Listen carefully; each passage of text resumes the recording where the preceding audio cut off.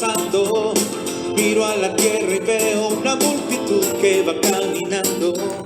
Entre lo que enseñaba Jesús a la gente, dijo: cuidado con los escribas, les encanta pasearse con un amplio ropaje, que le hagan reverencia en la plaza, buscan los asientos de honor en la sinagoga, el primer puesto en los banquetes, devoran los bienes de las viudas y con pretexto de largos rezos, esos recibirán una sentencia.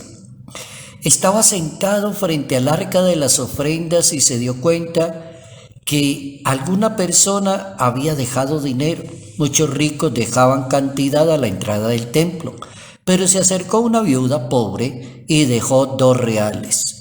Le llamó la atención a los discípulos y les dijo: esa pobre viuda ha dejado más que nadie, porque los demás han dejado lo que les sobra, pero esta pasa necesidad y ha dejado lo que tenía para vivir. Evangelio según San Marcos, capítulo 12, versos 38 al 44. Nube blanca, la gente no sabe a dónde va. ¿Quién les podrá decir el camino? Cierto eres tú, Señor. Advertencias del Maestro de Jesús de Nazaret para vivir un buen cristianismo. Cuando se habla de advertencias, se está hablando de estar atento, de ser diligente, de escuchar y obedecer. Aplicar muy bien ese verbo en nuestra vida cristiana. Notas amables a la palabra de Dios, sábado 5 de junio, año 2021.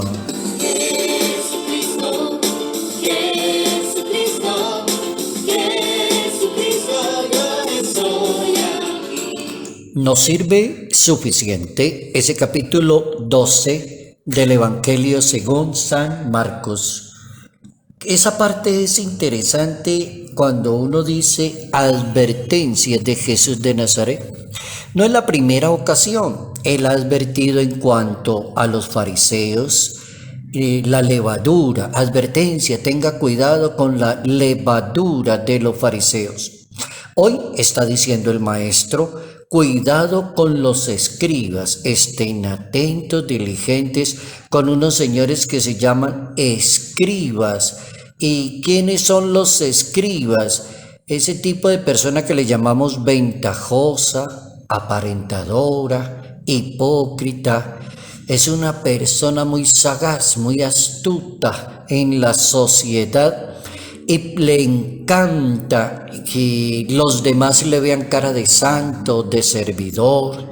Le encanta que hablen mucho de él en los medios sociales. Entonces, ese es un escriba. Es una persona aparentadora.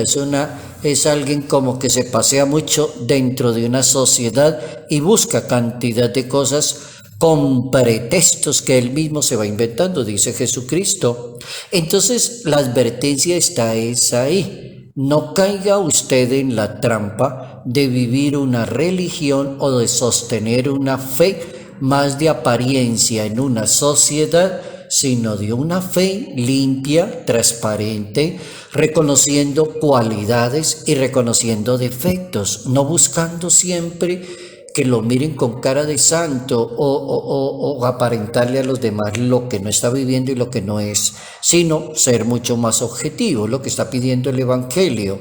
Está cuidándose de que la religión lo lleve a ser una persona que de etiquetas sociales, de que tenga cierto trono en la sociedad, cierto rango, o cuando hablamos de estratos sociales, y hay cantidad de gente aspirando a irse a vivir a un barrio lujoso que tenga cualquier ciudad de Colombia o de América Latina y decir yo vivo en tal parte, es eso más o menos lo que está diciendo el Evangelio. En materia de religión puede suceder algo parecido.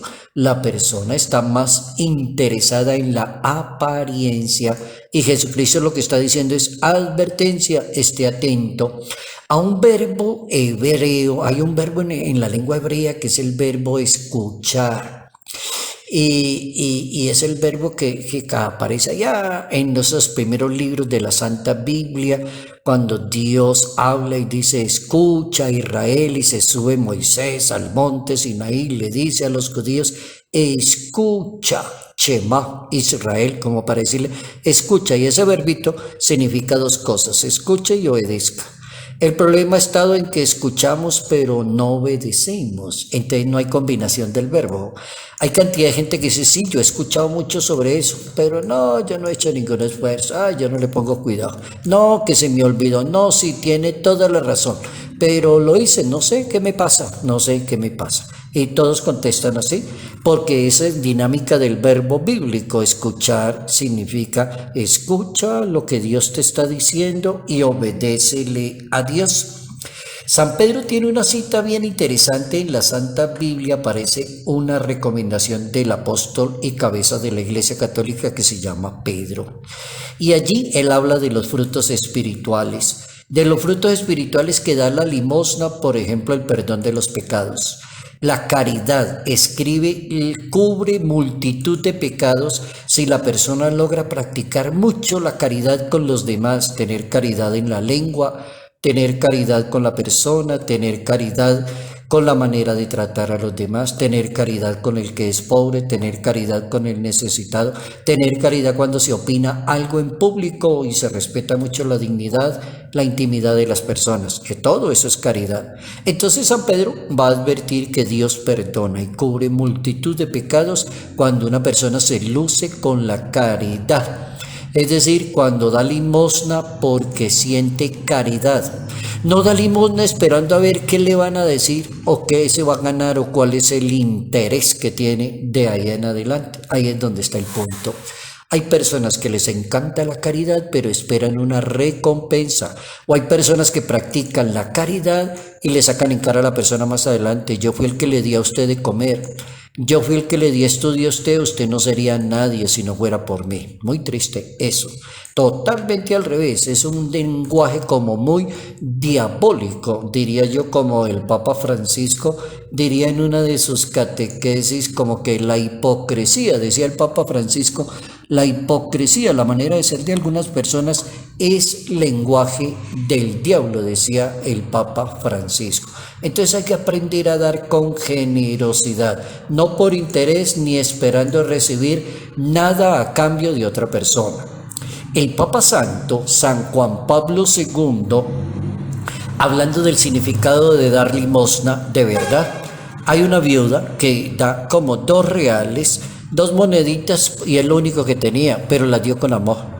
Pero pueden haber muchas personas que van y dan porque les sobra la plata, entonces darán un billete de 50.000. Dirán, uy, dio mucha limosna. Entonces San Juan Pablo II dice, ¿cuál es el significado de darle limosna, ayudarle a los demás? Es la voluntad y la alegría con que se da la limosna, que significa tener compasión y misericordia con los demás. Oigan eso, la palabra es griega, la palabra limosna. Es una palabra de vocabulario griego y traducido a nuestro castellano daría la persona que es compasiva, la persona que es misericordiosa, dice San Juan Pablo II. La limosna en sí misma se entiende como una actitud de la persona que advierte la necesidad y como que le da una mano a los demás. No solamente una moneda, no es dar cosas tanto como materiales, sino dice San Juan Pablo II cómo le da la mano a los demás, se hace partícipe del dolor que tienen las demás personas y siempre, dice San Juan Pablo II, habrá personas que necesitan de nuestro apoyo, consuelo, fraternidad, amor. El mundo está siempre pobre de amor y necesitado de que alguien le dé la mano. Siempre habrá una necesidad con cualquier persona. Bien interesante esa capacidad de dar, de que se llama, esa palabra es limosna, de donar, de tener compasión, tener misericordia. El Papa Emérito Benedicto XVI hablaba para un mensaje de la Cuaresma por allá en el año 2008. El Papa Emérito decía, Jesucristo siendo rico se hizo pobre, y definía cómo la Santa Biblia nos enseña que hay mayor felicidad en dar que en recibir. Ahí corrige la persona que le gusta hacer cosas por los demás y de pronto sacarles en cara, el esposo le saca en cara a la esposa que le da y le compra cosas y le compra ropa y que se mata trabajando por ella, no hizo nada. Realmente esos son todo ese tipo de obras de caridad que se quedan en el vacío, en el abismo, no sirven para nada, dice el Papa Emérito. Hay mayor felicidad en dar que en recibir, es lo que manda la Biblia. Capítulo 20, verso 35 del libro de los Hechos de los Apóstoles. No hemos sido creados para nosotros mismos, sino para Dios y para los demás, diría San Pablo en su carta segunda a los Corintios, capítulo 5. Bien interesante el Papa enseñándonos que la felicidad está en dar más que en recibir. Y terminamos el elenco histórico de los papas, del Papa San Juan Pablo II, Benedicto XVI. Terminemos hablando del Papa Francisco. Dice que la fe no necesita aparentarse, sino que la fe hay que vivirla, hay que ser católico. No es que le toque la trompeta, ni lo saquen en un periódico, ni aparezca en las redes sociales, que usted es el más santo pues de la sociedad. No, dice el Papa Francisco, la fe no necesita aparentarla, necesita ser alimentada por cortesías. Y esas cortesías, dice el Papa Francisco, que no sean hipócritas, sino un corazón grande para amar a los demás y practicar la caridad, dar limosna. Jesús condena ese tipo de religión, dice el Papa Francisco. ¿Cuál religión? Una espiritualidad cosmética, le llama él, como quien dice, de ese tipo de cosméticos, de aparentar, de limpiar, de aparecer ante los demás, como que aparentar lo bueno, lo bello, pero la verdad es que por dentro la persona es otra cosa. Jesús no le gusta ese tipo de religión, por eso dice, tengan cuidado con los escribas o tengan cuidado con la levadura de los profetas. Jesús nos aconseja no tocar la trompeta cuando uno le hace el bien a los demás. Hay personas que tocan la trompeta y les encanta publicar las obras de caridad que hace por las demás personas. Ese es primero, no tocar la trompeta, recomendación del Papa Francisco.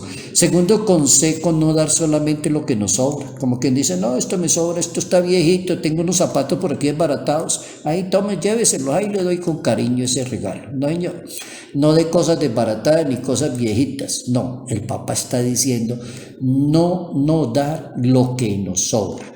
Hemos aprendido dos cositas para vivir un buen cristianismo: estar muy atentos a no caer en la trampa de aparentar la religión ante una sociedad. Jesucristo, Jesucristo, Jesucristo, yo estoy aquí. Salud, bondad y bendición. Bendición en el nombre del Padre, del Hijo y del Espíritu Santo. Padre Jairo Yate Ramírez, Arquidiócesis de Ibagué. Toda esa multitud que en su pecho lleva amor y paz, por eso para ellos sus esperanzas no morirán.